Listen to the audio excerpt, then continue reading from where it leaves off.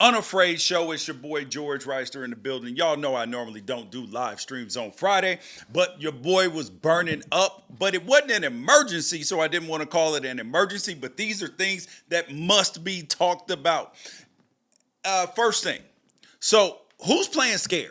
Because you got Lincoln Riley, or is it the entire sport of college football? Because are we really in a place where USC and Notre Dame are not going to play college football, and that's, based upon the college football playoff, what they decide to do? We're going to talk about that. Are we really shipping college football to Europe for growth or cash? What are we doing here with Michigan going to go play Western Michigan in Germany? And the question about Nick Saban playing again, I told y'all, and then he went on Fox today and basically told y'all, it depends. And I told y'all it was coming. But then people were like, oh, no, he's not coming out. Yep, all right, buddy. And what does Trump's executive order change about college sports? You guys drop a comment, like, subscribe, get notifications, tell a friend about the show, because you know this is where you come to get the truth over here on the Unafraid Show. And it's your boy George Wrighster, former NFL player, college football player, everything in between. You know the deal. Go on the channel. All right, so here's the question about Lincoln Riley and Notre Dame, because this made me so mad today because I continue to see headlines about Lincoln Riley's comments from Media Day about how badly he wants to play Notre Dame. He said, oh, when I first got the job at Oklahoma, all I could think about is we get to play the Oklahoma-Texas game. When I got the USC job, all I could think about is USC Notre Dame. First of all, you're full of ish. You think about that munyon. And then he said, we really want to play the game, but it's got to make sense. If you really wanted to play the game, you know what you would do? Play the damn game. That's what you would do. It is soft.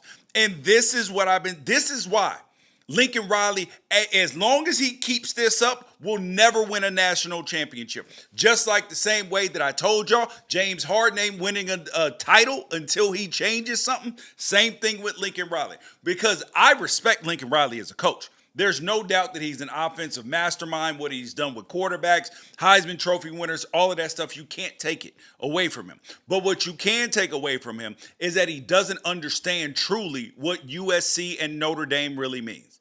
Because if you're trying to take Notre Dame off your schedule to make your schedule easier, that's stuff for Kurt Singetti in Indiana, pal. This ain't stuff for USC. It's not. And these are the things that infect your team. Go, after you watch this video, Kirby Smart, when he's going to go play a game, when you've seen Nick Saban going to go do their pregame speeches, there's one where Kirby Smart's like, yo, when they come in there, lock the gates. Lock the effing gates so they can't get out. That's a total different mentality. Or like you got Dan Lanning. Line them up anywhere, buddy, that's playing the parking lot. Ryan Day is like that. A lot of these coaches are like that. The ones who aren't will never win a national championship because it infects your team. Your team is a little timid in there because they know, what happens if we lose? Oh, the playoff, it. Can't be worried about that. Strap them up, strap that chin strap up tight, and go play ball. That's what you're supposed to do. Don't be scared. Don't be scared. I mean, it is just terrible, man. It is terrible. And truthfully, this is why Paul Feinbaum has been coming at him so hard. Because I was trying to figure out why. And I know for me as a man, right, that when it's weakness around me, I get a little more aggressive. And that's the issue there. And this is a game that's been played every single year since 1926, except during COVID and World War II. Literally, West Coast, Midwest, private school powerhouses, Heisman's, legends, everything in between. Tradition, branding, recruiting, national relevance, all in one. Oh, we might be a little too scared of this tough non-conference game. But then on the other hand, you turn around and say, we gonna go out and show everybody who USC is. We gonna return this to glory. I guarantee you, Pete Carroll wouldn't be trying to take this game off. I promise you that. It's supposed to be in your DNA. Yuck, yuck, yuck, yuck. And if you are a USC fan, you should be willing to throw Lincoln Riley in the trash if he wants to cancel this game for real. And then he said, well, it depends on the college football playoff if it makes sense. How doesn't it make sense? Well, Notre Dame's not in a conference, and have you looked at their schedule? Their schedule is actually about as tough as yours. But they're not in the conference. It don't matter, man. Go out there, line it up, beat your rival, and win. And stop with the nonsense. Just damn near ruined my I was sitting there angry tweeting this morning. And I'll ask you guys this. You can put it in the comments. You can put it in an email, whatever you want to do. Just leave it, because I want to know, have you ever seen a championship coach who complains all the time? We're talking about like James Franklin / Lane Kiffin levels of complaining all the time. Of course, Nick Saban complained about stuff every now and then, but he wasn't a general complainer. Or a coach who was trying to duck the smoke, win a national championship. So I'm not saying that James Franklin or Lane Kiffin can't win. I'm saying you got to make changes to win, because that stuff infects your team. All right, the next thing up we got is Michigan is going to open the 2026 season in Germany versus Western Michigan. And the thing about college football is this. College football is going global at this point in time. But how does this make any sense? Germany's not a hotbed of recruiting. Germany's not like why are we, college football is regional. What are we doing?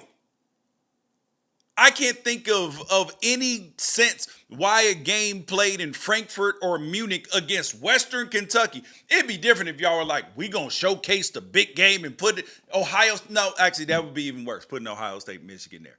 I can't think of any reason why this makes sense. And now, granted, this is the first ever college football game in Germany. Maybe they are trying to sell some uniforms like the Jaguars, get a fan base over there, but you ain't going back over there playing regularly.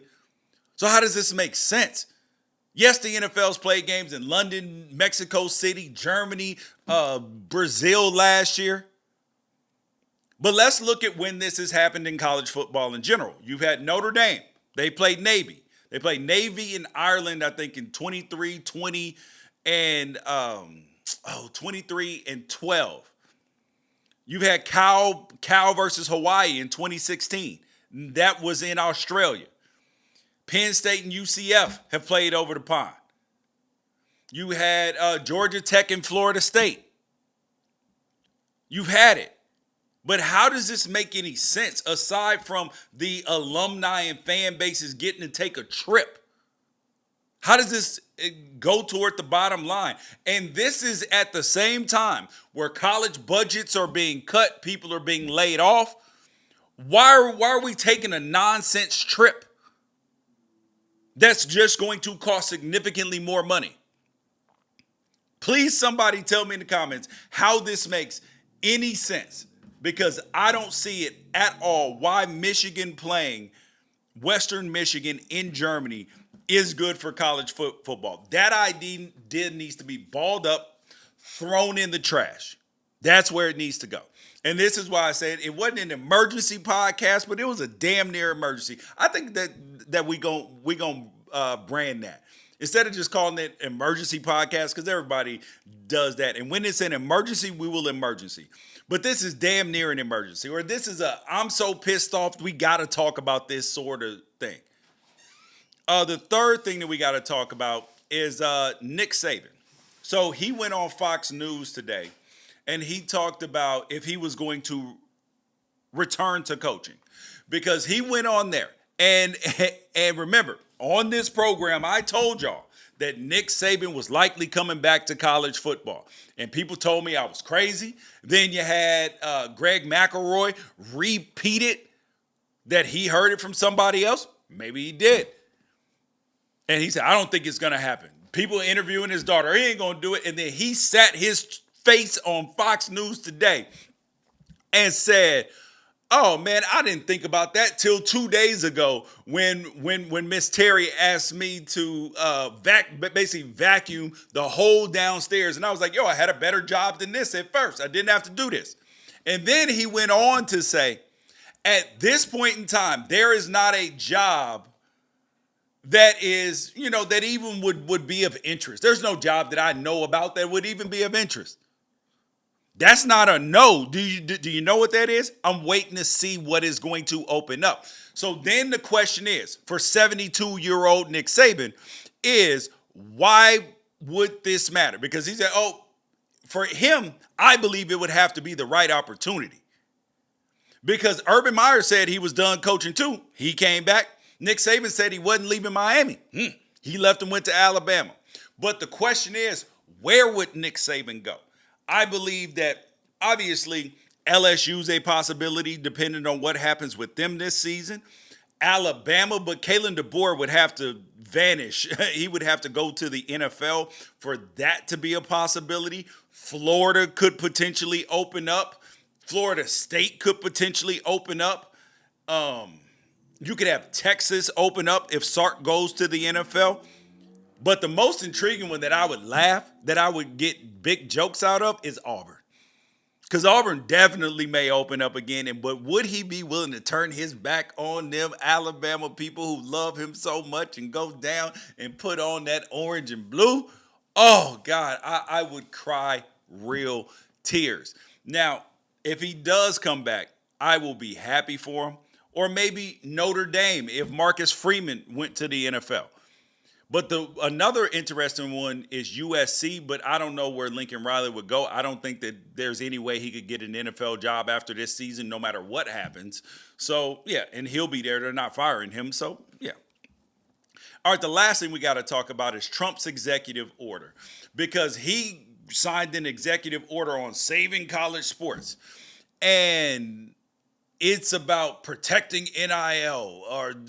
Listen, here is the truth. From the leaked 7-page draft. Here's the thing. It is supposed to shield schools from antitrust laws for scholarship guarantees. Terrible. Shielding them from antitrust laws without having some sort of collective bargaining makes no sense. It makes no sense for the players. And you got people coming out saying, oh my God, thanks President Trump for doing this. He didn't do anything. He punted it down the street for other people to do. So this executive order, in case you were wondering, it is still going to be challenged in court a lot of times because it doesn't sign it into law. The things that it does matter for is for the Department of Labor, Department of Education, for them to have guidance and say the players are not employees, which goes to the antitrust stuff that I just talked about. And the other part of it that matters significantly is protection of Olympic sports and protection, which he punted that to somebody else. Hey, y'all go talk to the U.S. Olympic Committee and y'all figure out what this all means. So you essentially didn't do anything. This is Mr. Change the Subject right now because everybody want to talk about one thing. So this executive order, it looks good on its face. Oh, see, look, we're doing something, but it hasn't actually done anything. That's the issue. Is that, and this is not a political thing against him. We're just talking about college football right now. And the idea, we're going to ban unscrupulous agents representing student athletes. Who? There's no single body to do this. And this is exactly why college sports needs one thing. All the conferences to be pointed in one direction. There needs to be a single leadership, and then they can negotiate with the players collectively, collective bargaining. And that is what will save college sports. Not none of this other BS that y'all are trying to do. So this executive order, while it may get some things rolling, you still have the SCORE Act coming up, which would be an actual, which would actually be legislation that would be passed through Congress and the Senate. And you have other legislation that would be going through. So that was the emergency pod for damn near emergency pod for the day. You guys, we will follow this up with more very, very soon. Make sure that you like, subscribe, get notifications, tell a friend about the Unafraid Show, and make sure you are here next week because college football is close to starting, and we will be live regularly all the time, bringing the heat, and watch the videos on the channel. Peace out.